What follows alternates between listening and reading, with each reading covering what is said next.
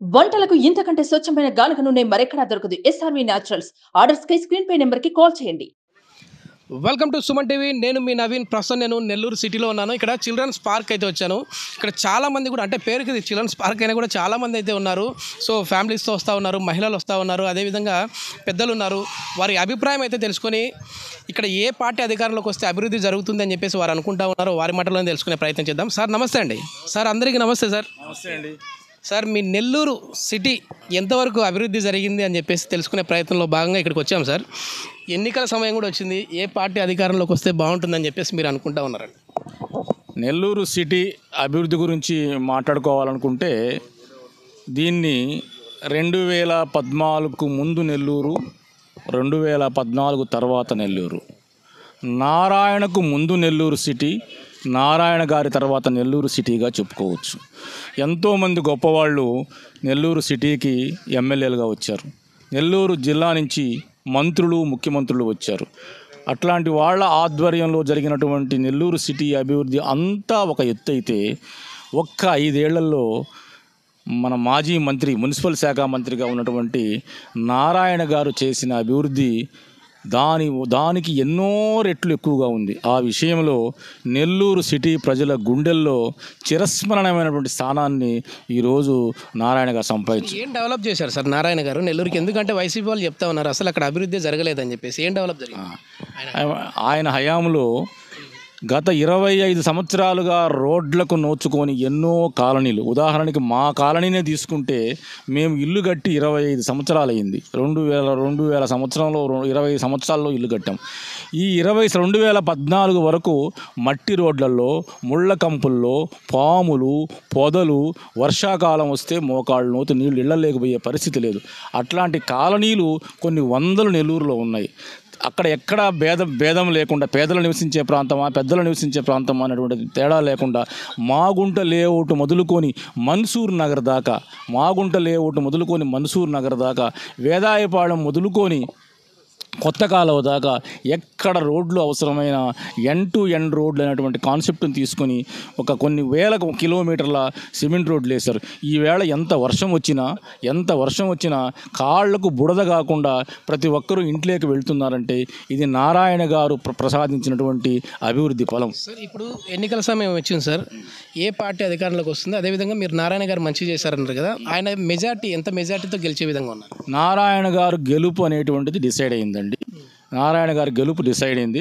ఈ సందర్భంగా ఒక్క మాట, 54 డివిజన్లో 108 ఆహ్లాదకరమైన పార్కులు ఈరోజు కొన్ని వేల మంది వాకింగ్ చేస్తున్నారంటే ఆయన పుణ్యం. ఈ చిల్డ్రన్స్ పార్క్ అధోగతి పాలయ్యింది. దాన్ని ఆయన పీరియడ్లో మేము అడిగినటువంటి అన్నీ కూడా చేశారు. ట్రాక్ మొత్తం పాడైపోయింది, ట్రాక్ను రిపేర్ చేశారు. ఓపెన్ జిమ్స్ ఈవేళ ఎటువంటి ఖర్చు లేకుండా జిమ్కి వెళ్ళాలంటే బయట నెలకు 600-500 కట్టాలి. నెల్లూరు సిటీలో ప్రతి పార్కులో జిమ్ములు ఏర్పాటు చేశారు. అది చిల్డ్రన్స్ పార్కులో అయితే మేము 2 జిమ్ములు అడిగాం, మహిళలకి వాళ్ళకని జిమ్ కూడా చేస్తారు. ఒక ఎంటర్టైన్మెంట్ అమ్యూజ్మెంట్ పార్కు ఆ రోజు మాకు 1.5 కోటితో మంజూరైంది, ఆగిపోయింది. సో ఆయన అభివృద్ధి చెప్పుకుంటూ పోతే ఎంతో ఉంటుంది. ఇప్పుడు నెల్లూరు సిటీలో కానీ, నెల్లూరు రూరల్లో కానీ, అదేవిధంగా నెల్లూరు పార్లమెంటుకు కానీ, రాష్ట్రంలో కానీ అభివృద్ధి కావాలన్నా, సంక్షేమం కూడా సమపాళ్లలో కావాలంటే ఒకే ఒక్క మార్గం ఉంది మన ముందు. ఎన్డీఏ కూటమి, తెలుగుదేశం పార్టీ, జనసేన, భారతీయ జనతా పార్టీ అభ్యర్థులను గెలిపించుకోవాలి. మన జిల్లాలో అయితే తెలుగుదేశం పార్టీ అభ్యర్థులు గెలుస్తారు, నారాయణ గారు గెలుస్తారు. నారాయణ గారి మెజారిటీ మేము అనుకోవడం 50,000 నుంచి స్టార్ట్ అవుతుంది. Okay sir. ఇప్పుడు ఒకవేళ మళ్ళీ మీరు అన్నట్లుగా, అంటే ఇప్పుడు చాలా వరకు కూడా లోకల్గా సామాన్య జనాలు ఏమనుకుంటా ఉన్నారు సార్? అంటే ఈ 4 ఏళ్లలో ఏ అభివృద్ధి జరిగింది నెల్లూరుకి? సామాన్య జనాలు ఏం అనుకుంటున్నారంటే 100 రూపాయలు తెచ్చుకున్న భార్యాభర్త ప్రశాంతంగా బతకాలనుకుంటారు. మనం 1000 రూపాయలు ఇచ్చి ప్రశ్నిస్తే కొట్టడం, మాట్లాడితే కేసులు పెట్టడం, వాళ్ళు ఎస్సీ ఎస్టీ కేసులు పెట్టడం, వాళ్ళు ఎస్సీ ఎస్టీల మీద ఎస్సీ ఎస్టీ కేసులు పెట్టడం ఎక్కడన్నా మన భారతదేశ చరిత్రలో చూసామా? ఇది దౌర్భాగ్యం. నీకు 100 రూపాయలు భార్యాభర్త కూలికి పోయి తెచ్చుకున్నా 50 రూపాయలు బియ్యం, 20 రూపాయలు కూరగాయలతో వాళ్ళు 30 రూపాయలు దాచుకుంటారు, ప్రశాంతంగా బతకతారు. ఇవాళ 1000 రూపాయలు ఇచ్చి మేము మాట్లాడితే కొడతాం, ప్రశ్నిస్తే కేసులు పెడతాం, మిమ్మల్ని చిత్రహింసలకు గురి చేస్తాం అనేది పద్ధతి కాదు. దీన్నే ప్రజల్లో పూర్తిగా వ్యతిరేకత అయిపోయింది. వైసీపీ పార్టీ అంటే ఈరోజు ప్రతి ఒక్క వ్యక్తి కదిలిస్తే ఈ దుర్మార్గాన్నే వ్యతిరేకిస్తున్నారు. డాక్టర్ సుధాకర్ గారు మాస్క్ అడిగారు, ఏం చేశారండి? నిట్టందులో ఎండాకాలం రోడ్ల మీద ఒక దళిత యువకుడు చదువుకొని డాక్టర్ కావాలంటే ఎంత కష్టపడాలి? వాళ్ళ తల్లిదండ్రులు ఎన్ని పూటల పస్తులుంటే అతను డాక్టర్ కాలేడు. అందులో మన నెల్లూరు సిటీ గురించి మాట్లాడితే ఈసారి మళ్ళీ నారాయణ గారు ఇక్కడ గెలిచి ఎమ్మెల్యేగా వెళితే రాష్ట్రంలో టీడీపీ అధికారంలోకి వస్తే మళ్ళీ ఆయనకు మంత్రివర్గంలో అవకాశం ఉంటుంది అనుకో. 100% సార్, 100% మంచి శాఖ అతనికి ఇస్తారు. ఈ నెల్లూరు డెవలప్ అవుతుంది. నారాయణ గారి ఆధ్వర్యంలో అమరావతి డెవలప్ అవుతుంది. నెల్లూరులో డ్రైనేజీ 20% బ్యాలెన్స్ ఉంది. మంచినీళ్ళు సంఘం నుంచి బ్యారేజ్ పైప్ లైన్ ద్వారా తీసుకొచ్చిన పని 10% బ్యారే ఉంది.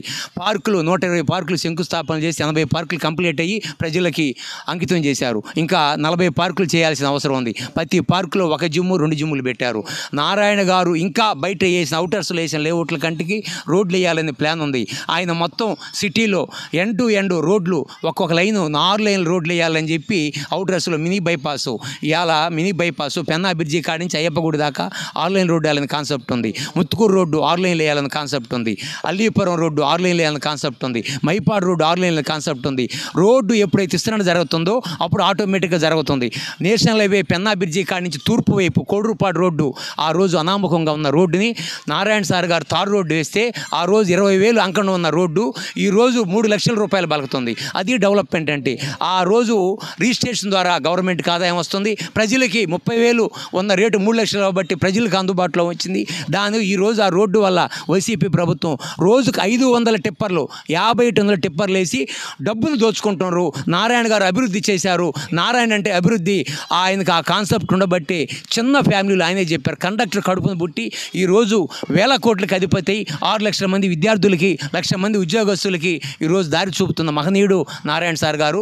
ఆ విజయ అతను ఉండబట్టి ఈ జిల్లా రూరల్లో కావచ్చు, నెల్లూరులో కావచ్చు, మా ఆత్మకూరు తాలూకా కావచ్చు, వెంకటగిరి తాలూకా కావచ్చు, సీనియర్ లీడర్ సర్వేపల్లి సోమిరెడ్డి చంద్రమోహన్ రెడ్డి కావచ్చు, అందరూ అత్యధిక మెజార్టీతో కావలి ఉదయగిరి అన్ని తాలూకాలు గెలిపించి రాష్ట్ర భవిష్యత్తుని యువతకి ఉద్యోగాలు లేవు, యువతని గంజాయికి మలిచారు.